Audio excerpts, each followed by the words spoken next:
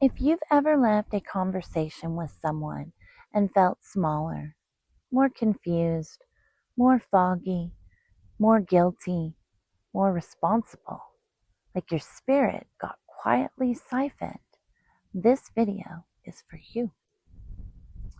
Because what most people call narcissism isn't only a psychological pattern, it's also an energetic distortion. Not evil, not demonized, but distorted. Like a frequency that can't hold love as a living current, so it imitates it. And if you are sensitive, if you're intuitive, if you are empathic, you feel the distortion before you can even prove it. Today, we're going deep. Shamanic lens, metaphysical lens, and spiritual lens. And I am going to name what it feels like, what it does to your energetic field, and how to get your energy back. Quick note, I am not diagnosing anyone. Narcissist has clinical meanings, and not everyone who displays narcissistic traits has a true narcissistic personality disorder. Okay? What I am speaking to today is the energetic signature of narcissistic distortion. The pattern where someone relates through control, extraction, image, and power, instead of mutuality, truth, and intimacy. If you know, you know. So what does energetic distortion actually mean? Energetic distortion is what happens when someone's inner system, their emotional body, their nervous system, their spirit, simply cannot tolerate truth, intimacy, humility, or accountability. So they build an energetic workaround. Instead of presence, they perform presence. Instead of connection, they create attachment. Instead of love, they create bonding through intensity. And it works, especially on good-hearted people, because the distortion often arrives wrapped in charisma, devotion, or soulmate language. A distorted field is not empty, it's strategic. It's a field designed to keep the narcissist from feeling what they refuse to feel, and to keep you orbiting their center. Now let's discuss it through a shamanic lens. It is a predatory field and a hungry spirit. In shamanic traditions, there's an understanding that not all harm is personal. Sometimes it's possession by a pattern. Not Hollywood possession. I mean a consciousness that feeds on separation, control, domination, and reversal. You can think of it like a hungry ghost. A hunger that cannot be satisfied because it's not hunger for food. It's hunger for life force, for attention, adoration, reaction, emotional charge. And in shamanic terms, some people become conduits for that hunger. Here's how you can recognize it. They don't just want love. They want your orientation. They don't just want closeness. They want full access. They don't want to just be chosen. They want to be the center of the universe. They don't just want intimacy, they want influence over your reality. Shamans call this an extractive field, not mutual exchange, not reciprocity, extraction. You leave interactions with them feeling foggy, guilty, confused, energetically bruised, energetically drained. You feel like you need to explain yourself, like your truth is suddenly too much, like you are responsible for their emotions, like you are chasing clarity that never comes. That is not a normal relational dynamic. That is spirit erosion. And it's slow,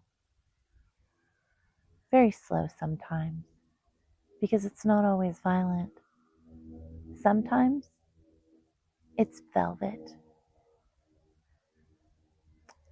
Now, let's discuss this from the metaphysical lens. The false self as an entity structure. Through the metaphysical lens, an energetic distortion found within the narcissist often operates through what I call a false self structure. It's like an energetic costume, a carefully curated identity that is maintained through image management, control of perception, emotional manipulation, narrative dominance, and punishment for anyone who sees behind the mask. The false self isn't just a lie, it's a field, and that field has rules. The first rule: they must be seen as good, right, powerful, special, the golden child. Rule 2: you must always be wrong, unstable, ungrateful, or dramatic if you threaten Rule 1. Rule 3: reality must bend to protect the mask at all times. So what happens is this: you start living in a relationship where the energetic environment requires you to doubt yourself, because their field cannot withstand truth. It can only withstand compliance. And the moment your soul starts standing up, the distortion activates. That's when you see the blame shifting, gaslighting, DARVO, otherwise known as deny, attack, reverse, the victim offender, withdrawal, punishment, smears, or sudden love that feels like a leash. This is why it can feel like you are interacting with multiple people, because you are. There's the charming self when you're compliant, the cold self when you have needs, the cruel self when you challenge them or try to hold them accountable. Oh, and then the victim self when they've harmed you and they flip it so it's something that they have been victimized by. And all of it is to keep the false self alive. Now let's discuss it from the spiritual lens and the distorted masculine current. From a spiritual perspective, without bypassing, there is a masculine current that is sacred. It is clarity, protection, responsibility, truth, containment, and integrity. But when the masculine current is wounded and inverted, it becomes domination instead of protection, control instead of leadership, intimidation instead of strength, manipulation instead of influence, conquest instead of devotion,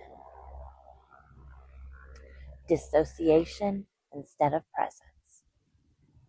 A narcissistic distortion is often a wounded, inverted masculine current, even when the person is a woman.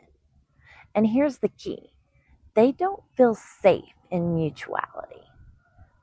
Mutuality requires vulnerability, accountability, emotional honesty, repair, humility, the ability to be impacted by someone else.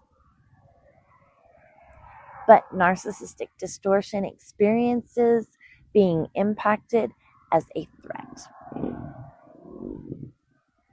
So they relate through power rather than presence, or dissociation rather than presence. That's why conversations with them can feel like an interrogation, negotiation, a performance review, or some type of spiritual test that you can never pass because the goalposts are continuously changing. And spiritually, this is devastating because your system begins to associate love with anxiety, hypervigilance, self-abandonment, and earning safety. That's not love. That's training. It's training. Making sure that you are obedient. So now let's discuss the energetic distortions that you can feel. Let me go ahead and name the distortions plainly, because your body already knows them.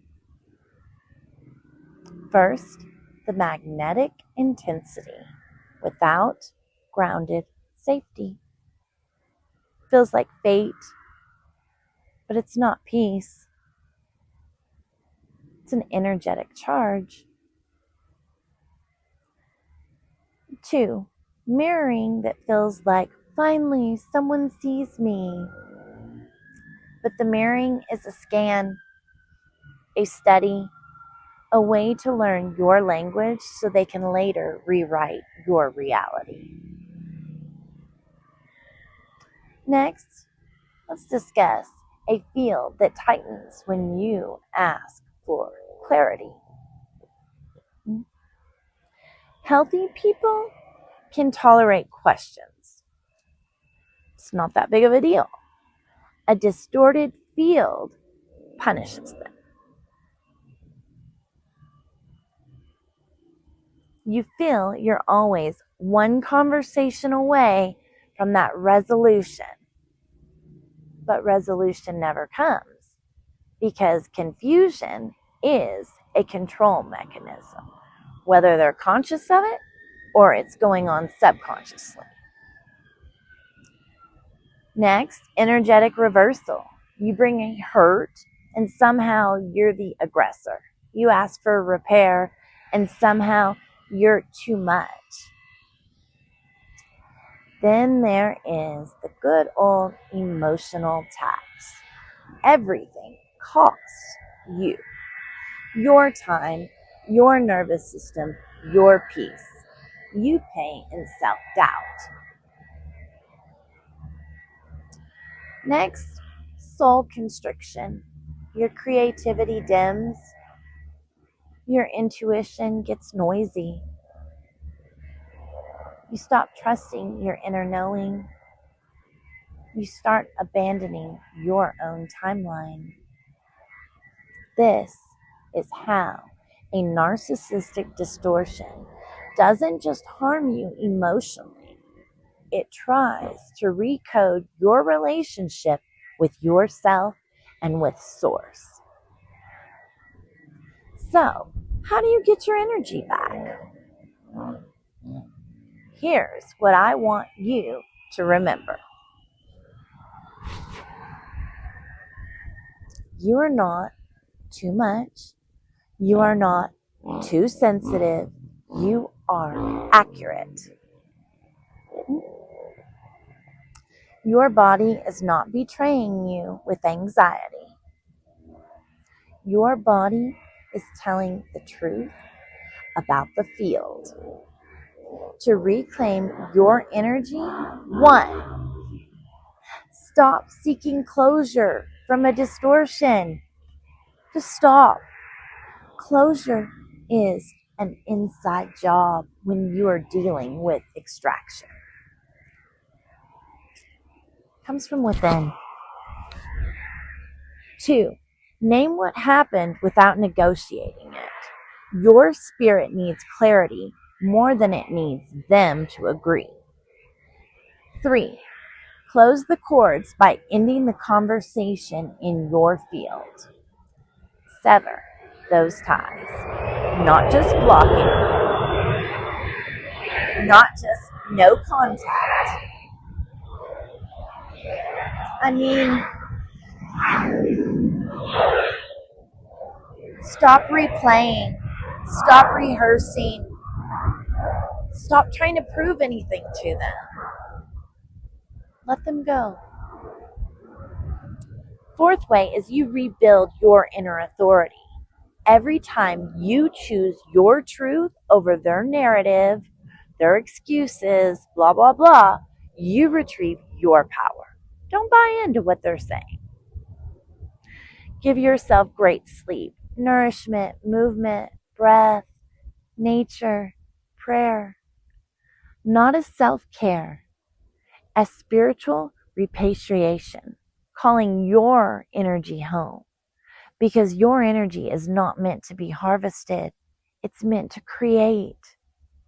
If this video named something you couldn't quite articulate, leave a comment. I choose my reality. And if you are healing from this kind of distortion, I want you to know that you are not alone and you did not fall for them because you were weak or less of a person. You fell for them because you were open. Now your openness gets to become discernment. That's the beauty of this. Your sensitivity gets to become sovereignty, and your spirit gets to come home and stay. I'm Kat Grace. Thank you for being here. Subscribe if you want more teachings that blend trauma, truth, with spiritual reality without spiritual bypassing. And if you are ready to go deeper, check the links in the description for ways to work with me one-on-one. Until next time, I love you and namaste.